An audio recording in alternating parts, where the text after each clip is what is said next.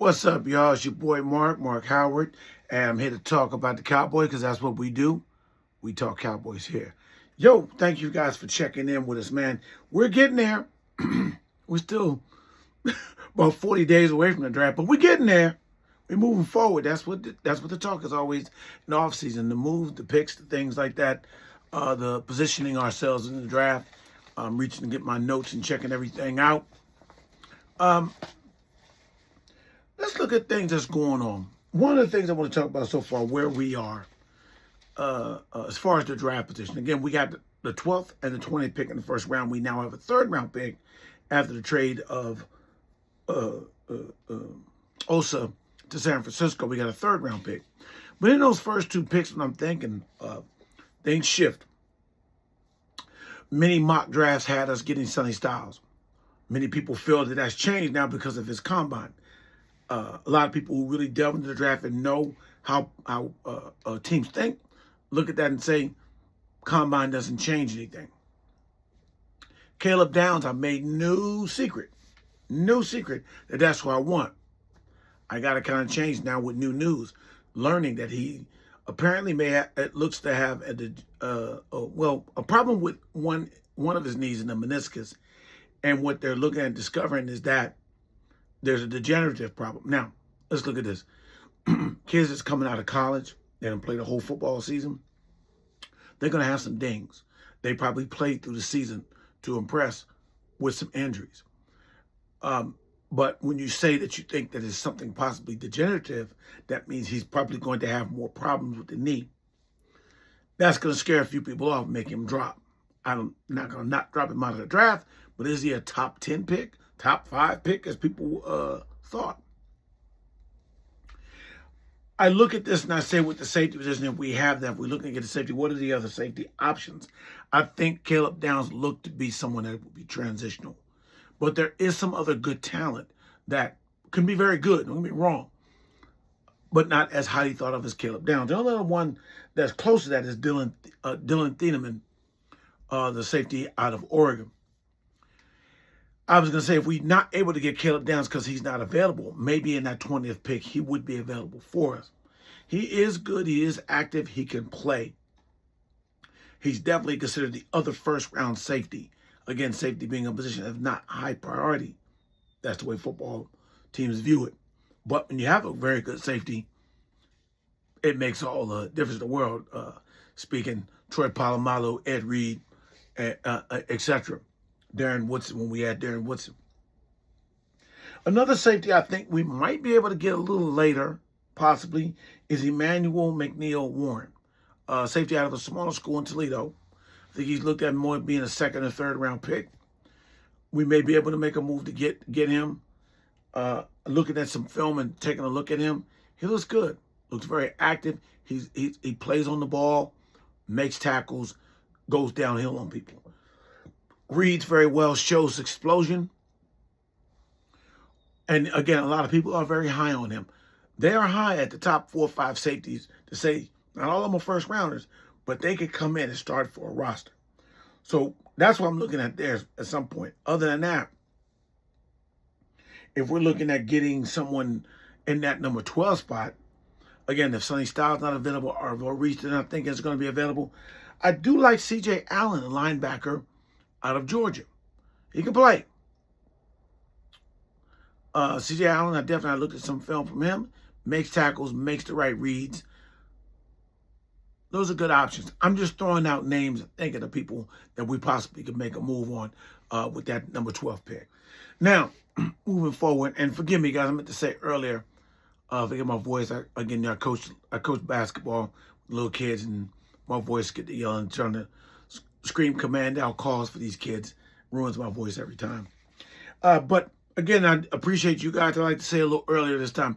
Hit subscribe, hit like, drop a message. Let me know you're out there. Let me know what you think, what you see. Next thing I want to go over a little bit about what we've done in the free agency. Did we make a big splash? I talked about this a little bit. We didn't make a huge name splash. That's fine. You don't have to do that to have a successful free agency period. I think the free agency on paper looks successful because, again, we got players, veteran players, that are more suited to the now defensive style that we're going to do under Christian Parker. That's key and that's important. You got veteran players; they're healthy. We've taken risks on people that come with injuries and feel that they can get healed in time to be able to play. I don't believe we're gonna draft like that anymore. Hoping Siobhan Ravel turns out to be something, but Jalen Smith didn't really work out as much. But some of the guys we did sign officially, even though people we agreed to, because since it was last Wednesday when you could actually sign and become official. And now we got Atito Abanya. I think I messed his name up last week, but I did hear it now. Atito Abanya, defensive tackle that came over from the Chargers. He's officially signed. Rashawn Gary is signed a lineman out of Green Bay. Now, what I'm also hearing, and I got to confirm it, I don't see anything to confirm, but I hear this, that he restructured where in his current contract, where it took his cap hit from $13 million down to $5 million. We got to make those moves as well. Rashad Gary, I said tackle, defensive lineman, out of the 3-4 that we're going to run, is like a tackle, but it's the end. Same thing. He's gonna have his hands in the ground a lot of times. I do think that's a good pickup because he's versatile in getting to the quarterback and also playing the run. I still would like to see us get a solid pass rusher, a really strong pass rusher. But Gary signed again. Kobe Durant, cornerback. He's a solid player. Came from the Rams. Can make plays on the ball. A little smaller size frame DB than what we're usually getting. And then, of course, with the safeties, P.J. Locke, Jalen Thompson. Jalen Thompson, I really like. I like P.J. Locke as well. He's a player also that knows the system that Christian Parker's going to run, being in Denver when they were together in Denver. Matt Hennessy, offensive lineman, pick up to add some depth. Also, Tyrus Wheat. That was a pickup that we got last week that was that flew low on the radar. All right, I don't think it's a splash pickup. I think that's a more depth pickup to the style of play. Again, a player to that point. He's coming from the Colts, haven't played that much. Probably had more of his better year last year. Again, he's healthy, not a big cap hit, but he's a solid veteran. We'll see what he can do. So those are some good pickups there among some other situations to see. We shored up some positions, got people in that know the system that Christian Parker is going to run, and play a style that I think they want. What Christian Parker wants, he wants intelligence. He wants intelligence from his players. We didn't have a lot of intelligence. When you see our guys running away and somebody's wide open one thing, there wasn't a lot of intelligence. Now you're looking to get smart players, know how to read, know how to play, and then understand his system and what he's going to call, and will be able to run the defense against the pass, against the run. I'm optimistic. You know, nothing is etched in stone till you see him on that field doing what they need to do. But some of the moves haven't blown a lot of people away, but they are solid and they're very good. And we spent a lot more money than we've spent in probably over 20 years. Last thing I want to get into is about the receivers. That's a key thing. Jalen Tolbert, we lost, which we knew. Jalen Tolbert signed with the Miami Dolphins. Just didn't work out as much as people were looking for him. I like Jalen Tolbert. I liked him. I didn't have any real issues with him. But again, I liked him in the fact that his first year, he kind of didn't handle his business right. He had to redeem himself. And I thought he did work hard to not lose a job altogether. So the fact that he's able to get re-signed someplace, it tells you that he woke up and realized he needed to be able to come correct. Either way, with our receiver room, I'm very interested. So now, I believe we're going to re-sign George Pickens. With that being it, obviously George Pickens, CeeDee Lamb, Ryan Flournoy is the other receiver that we'll have. Then also, of course, Cavante Turpin. And those are the ones we could say we really know that are going to be playing and that we're looking for. So I'm looking through in my notes here, going a little bit. Now, who's left? Jonathan Mingo. One other receiver. Why am I not thinking about him? There's look at me. There's another receiver there, Patrick, I believe. There, I'm gonna look it up. Sorry about that, guys. Look at the receivers. Where's his name at? Wide receiver. Paris Campbell. Paris Campbell coming on there. Sorry for the delay on that.